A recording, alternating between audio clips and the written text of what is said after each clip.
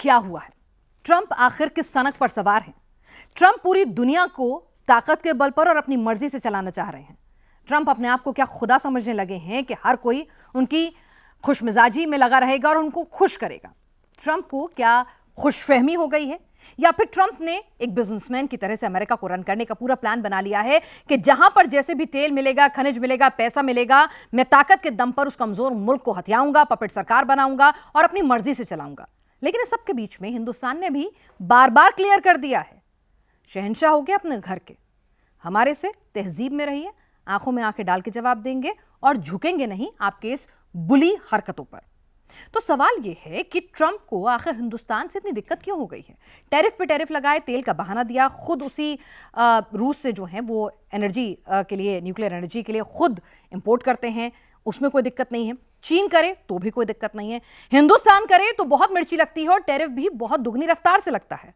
और एक बार फिर जब हिंदुस्तान ने रूस से तेल खरीदना थोड़ा कम भी किया, अमेरिका से थोड़ा बढ़ाया भी, उस सब के बावजूद भी ट्रंप जो है वो किसी नेगोशिएशन टेबल पर नहीं पहुंच रहे हैं, बल्कि कह रहे हैं कि और टैरिफ लगाऊंगा, बहुत व्यापार होता है। तो आखिर इस चिढ़ की पीछे की वजह क्या है, यही समझेंगे आज कि हिंदुस्तान से क्यों जलते हैं ट्रंप। प्रोफेसर अंशु जोशी हमारे साथ इस वक्त जुड़ चुकी हैं, विदेश मामलों की जानकार हैं। प्रोफेसर जोशी, क्या हुआ है ट्रंप को? मतलब मोदी माय फ्रेंड, मोदी बहुत अच्छे हैं, मोदी से तो मोहब्बत है, लेकिन मोदी के उस इंडिया से बहुत दिक्कत है। नहीं, मोदी जी से भी जलन है। अच्छा। और भारत से भी दिक्कत है, क्योंकि विगत कुछ वर्षों में भारत ने अपनी सफलतापूर्वक विदेश नीति को संचालित करते हुए वैश्विक स्तर पर जिस तरह के बड़े बदलाव किए हैं, अवधारणाएं बदली हैं पिनाज। मैं आपको एक उदाहरण दूं, जब हमारे पास G20 की प्रेसिडेंसी थी, तब हमारे प्रधानमंत्री ने कहा था कि हम डेमोक्रेटाइजेशन करना चाहते हैं इन तमाम अंतर्राष्ट्रीय मंचों का, और ग्लोबल साउथ के देशों को अब सशक्त ही नहीं, लीडरशिप के रोल्स में हम लाना चाहते हैं। तो जब हमारे पास G20 की प्रेसिडेंसी थी, तब अफ्रीकन यूनियन को एज ए परमानेंट मेंबर हमने G20 में जोड़ दिया। इससे G20 का जो एक पहले फ्लेवर था या जो एक ब्रांड इमेज थी कि ये वेस्टर्न माइटी नेशंस का मंच है, वो बदल गया।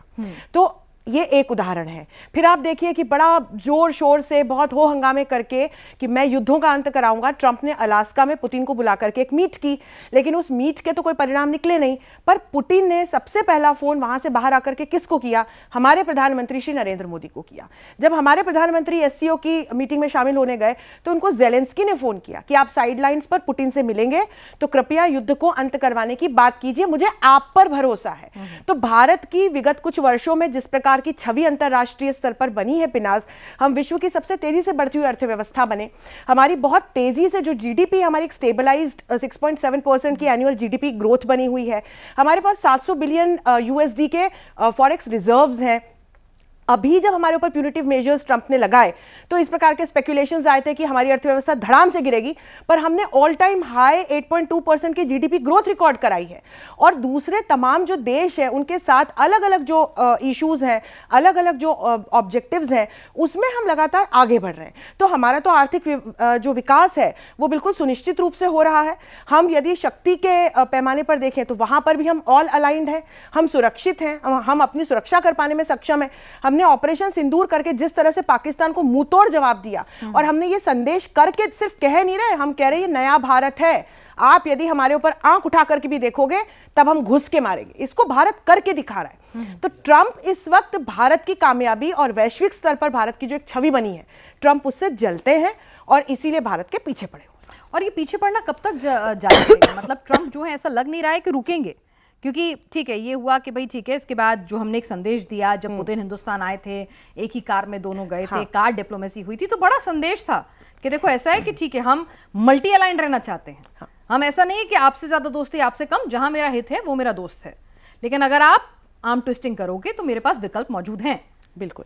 तो उसके बावजूद भी ऐसा नहीं था, फिर लगा था कि US का डेलीगेशन मौजूद है, अब सहमति बन जाएगी, लेकिन वो बनती नहीं नजर आ रही है इस समय। ट्रंप एक तो बिजनेसमैन की तरह, और उस पर भी एक इस तरह के बिजनेसमैन की तरह जो सिर्फ अपने फायदे की सोचता है, उस पर एक्ट कर रहे हैं, क्योंकि वो अपनी आंतरिक विफलताओं का मुकाबला नहीं कर पा रहे।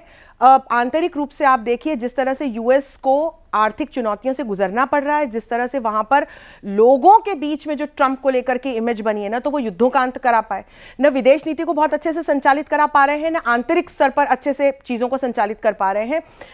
अपनी ही पार्टी से अपोजिशन का सामना करना पड़ रहा है। नाटो डिवाइडेड हो चुका है। नाटो में यूरोप की कई ऐसी शक्तियां हैं, कई ऐसे देश हैं जो आज ट्रंप के विरोध में खड़े हुए हैं। तो ट्रंप के सामने बहुत सारे चैलेंजेस है। चीन सामने खड़ा हुआ है और इन सब के बीच ट्रंप को करना यह चाहिए था कि भारत के साथ जब एक स्ट्रेटेजिक रिलेशंस का अच्छा खासा चैप्टर उन्होंने ही शुरू करवाया था, उसको आगे लेकर के जाते तो भारत से जल के भारत के साथ इस तरह का बिहेव किया, जाके पाकिस्तान का हाथ थाम लिया और अब जाके देखिए कैसे अलग अलग कंट्रीज को इन्वेड कर रहे हैं। तो अभी जो वो कर रहे हैं इसके नतीजे बाद में निकलेंगे और ग्लोबल साउथ के देशों के साथ भी ट्रंप लगातार दुश्मनी पाल रहे हैं। इसका भी खामियाजा ट्रंप को और अमेरिका को आगे उठाना पड़ेगा। दो बातें आपकी इस जो आपने हमें जवाब दिया उसमें निकल कर आई। नंबर एक कि ट्रंप जिसे कहते हैं ना कि अभी परेशान है, खिसियाए हुए हैं, हर फ्रंट से उन्हें चैलेंजेस मिल रहे हैं। कई बार क्या होता है जब आदमी बहुत कमजोर होता है ना तो भी अपने आप को बहुत ताकतवर दिखाता है कि देखो मेरी इज्जत करो, ताकतवर हूं मैं, अंदर से खोखला हो चुका हूं। तो क्या ट्रंप की वही स्थिति है कि ना अपने घर में पूछ हो रही है, ना पार्टी में पूछ हो रही है, अमेरिका ग्रेट बन नहीं रहा है, अमेरिका की अर्थव्यवस्था कोलैप्स होती जा रही है, अमेरिका की दादागिरी जो है वो चल नहीं पा रही है, नोबेल बेचारे को मिला नहीं, तो अब खिसियानी बिल्ली खंबा नोचेगा। बिल्कुल, आपने सारे कारण एक साथ बता दिए और इस वक्त जिस प्रकार का कर्ज अमेरिका पर है, अमेरिका कर्ज में डूबा हुआ देश है। अपनी अर्थव्यवस्था का दुगना कर्ज अमेरिका अपने ऊपर ढो करके चल रहा है। आपको याद होगा 2 साल पहले अमेरिका को डेट क्राइसिस का भी सामना करना पड़ा था। तो ट्रंप ना तो घरेलू मोर्चे पर ही बहुत सफल माने जा रहे हैं और न विदेश नीति की दृष्टि से देखें तो सफल माने जा रहे हैं। और वहीं दूसरे जो देश हैं, जो विकासशील देश हैं, भारत जैसे, ब्राजील जैसे, वो लगातार आगे बढ़ रहे हैं। तो यही कारण है कि ट्रंप अब इन तमाम देशों पर किस तरह से मैं अपना एक असर्शन ला दूं या यहां पर किस तरह से जाकर अपनी प्रेजेंस को असर्ट करूं, इसीलिए ट्रंप अलग अलग मंचों से और बायलैटरली भी इस तरह की हरकतें करते रहते हैं। प्रोफेसर जोशी, आपने बड़ी मजेदार बात की है क्योंकि एक परसेप्शन होता है ना कि अमेरिका तो सबको कर्ज देता है, हाँ। अमेरिका तो सबको उधार देता है कि यहाँ की एड दे रहा हूँ, यहाँ इसको एड दे रहा हूँ, यहाँ इसको उधार दे रहा हूँ। आपने तो आज जो बोल रहे हैं कि अमेरिका कर्ज में डूबा हुआ देश है, तो ये जरा थोड़ा समझाइए हमें। देखिए, अमेरिका की जो अर्थव्यवस्था है, जितने ट्रिलियन इकोनॉमी का वो देश नहीं है, उससे डबल अमाउंट का उसके ऊपर कर्ज है आज की तारीख में। और 2 साल पहले इस प्रकार की स्थितियां हुई थी कि जब अमेरिका ये जो डेट भुगतान की एक तिथि होती है, तो अमेरिका के सामने इस भुगतान को ना कर पाने का संकट था और तब डेट सीलिंग बढ़ाने के लिए एक पूरी प्रोसेस होती है जिससे अमेरिका की कांग्रेस के थ्रू सरकार को गुजरना पड़ता है। तो वहां पर स्थितियां बड़ी अलग हो गई थी, विकट हो गई थी। तो तब ऐसी स्थितियां लग रही थी कि अमेरिका की अर्थव्यवस्था कोलैप्स हो जाएगी और पिनाज यदि ऐसा होता तो ग्लोबल इकोनॉमी कोलैप्स होती। और यही एक कारण है कि जो ग्लोबल साउथ के देश हैं या पुतिन है, वो वैश्विक अर्थव्यवस्था को डॉलर से मुक्त करने की बात करते हैं, क्योंकि किसी भी एक देश की मुद्रा पर यदि आप पूरी वैश्विक अर्थव्यवस्था को लेकर के चलेंगे, जैसे अभी हम देखते हैं डॉलराइज्ड अर्थव्यवस्था है, जो डी डॉलराइजेशन, थोड़ा समझाइए हमें कि ट्रंप की एक दिक्कत ये भी है कि भाई अब रूबल में, रुपए में भी तेल का जो बिजनेस है वो होने लगा है। पहले दुनिया भर में तेल का बिजनेस जो है वो सिर्फ और सिर्फ डॉलर में हो रहा था। तो ये भी एक ट्रंप की और अमेरिका की प्रॉब्लम है, डी डॉलराइजेशन। और ये कारण है जहां पर ट्रंप भारत से खींचे हुए हैं, क्योंकि भारत ने रुपए के माध्यम से, यूपीआई के माध्यम से विश्व के अलग अलग देशों को कैसे हम अपनी लोकल मुद्रा में व्यापार कर सकते हैं, भुगतान कर सकते हैं, इससे जोड़ा है। और अपनी 140 करोड़ की आबादी को डिजिटाइज करके अपनी इस केस स्टडी को वैश्विक स्तर पर हम बांट रहे हैं।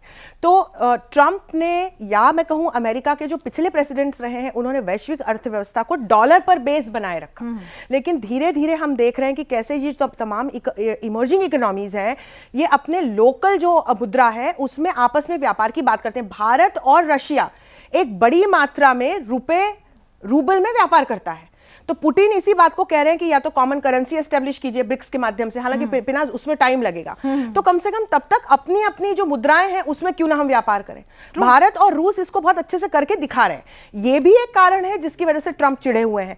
और वैश्विक अर्थव्यवस्था किसी एक मुद्रा पर यदि डिपेंड रहती है तो उसके कोलैप्स होने का भी फिर खतरा रहता है उतनी ही जल्दी। जैसे मैं बता रही हूं कि जब यूएस इस डेट क्राइसिस से गुजर रहा था तो बहुत मार्केट पर असर पड़ा था। जो मार्केट एक्सपर्ट्स थे वो तरह तरह के स्पेकुलेशंस कर रहे थे और गॉड फॉरबिड यही सब मान रहे थे कि यदि डेट सीलिंग नहीं बढ़ी अमेरिका की तो क्या होगा। लेकिन थैंकफुली वो बढ़ा दी गई और वैश्विक अर्थव्यवस्था डूबने से बच गई। तो ये भी एक कारण है जिसको लेकर के कि ट्रंप खींचे रहते हैं। ठीक है, अब मैं बिल्कुल क्योंकि क्लोजिंग रिमार्क्स आपसे चाह रही हूं, तो मुझे 5 पॉइंट, बिल्कुल 5 पॉइंट, चाहे वो डेयरी का व्यापार हो या डी डॉलराइजेशन हो, कौन से ऐसे 5-6 मुद्दे हैं जो आपको लगता है मेजर, जिससे अमेरिका और ट्रंप हिंदुस्तान से चिढ़े हुए हैं और हिंदुस्तान से जलते हैं? सबसे पहला एक अवधारणा के स्तर पर या एक कंसेप्चुअल लेवल पर हम जाकर के देखें, भारत अपनी विदेश नीति के माध्यम से साफ साफ कहता है कि हम किसी के दबाव में आने वाले देश नहीं है। आप एज अ फ्रेंड हमसे, जहां पर हमारा नेशनल इंटरेस्ट सिक्योर होगा, हम वहां पर आपके साथ आकर के काम करेंगे, स्ट्रेटेजिक ऑटोनॉमी को मेंटेन करते हुए। आप हमारा गला पकड़ के हमसे कोई काम नहीं करा सकते। तो ये पहला बिंदु हो गया। दूसरा, हम जब ट्रेड डील करने गए तो हम इसी बिंदु पर हमने कहा कि हम अपने डेयरी प्रोड्यूसर्स और फार्मर्स के इंटरेस्ट को सुरक्षित रखेंगे, तो हमने वो एरियाज नहीं खोले, ट्रंप भड़क गए। तीसरा, ये जो डी डॉलराइजेशन को लेकर के हम इनडायरेक्टली भारत को आगे बढ़ते हुए देख रहे हैं और विश्व को साथ में लेकर के आगे बढ़ते हुए देख रहे हैं, वो हो गया। हमारे माननीय प्रधानमंत्री की लोकप्रियता जिस तरह से पूरे वैश्विक स्तर पर आज बढ़ चढ़ करके हम देख रहे हैं, ये भी एक कारण है।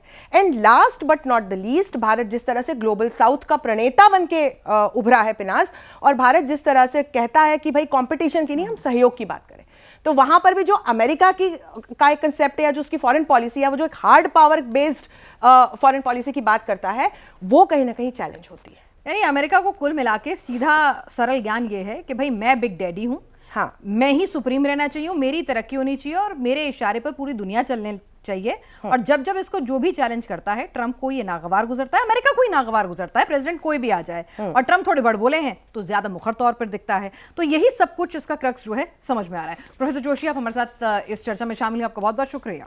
धन्यवाद पिनाज।